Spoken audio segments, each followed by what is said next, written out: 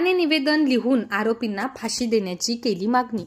बदलापूर व कलकत्ता येथील अत्याचारांच्या घटनेनंतर पोलीस हक्क संघर्ष संघटनेचे जिल्हाधिकाऱ्यांना निवेदन। महिला व मुलींवरील अत्याचाराच्या घटना लागोपाठ उघडकीस आल्यानंतर सर्वत्र संताप व्यक्त होत असून या घटनांचा विविध सामाजिक राजकीय संघटनांकडून निषेध व्यक्त केला जात आहे। काल 23 ऑगस्टला बुलढाणा येथील पोलीस हक्क संघर्ष संघटनेच्या वतीने कोलकाता व अकोला येथे मुलींवर आलेला लैंगिक अत्याचाराविषयी स्वतःच्या रक्ताने लिहिलेले निवेदन जिल्हाधिकाऱ्यांना देण्यात येऊन आरोपींना फाशीची शिक्षा देण्याची मागणी केली आहे। यावेळी सौ जयश्रीताई बोराडे, सौ उषा इंगळे, सौ सविता शिंदे, राजेंद्र लहानेसर यांच्यासह पोलीस हक्क संघर्ष संघटनेचे बुलढाणा जिल्ह्याचे पदाधिकारी उपस्थित होते।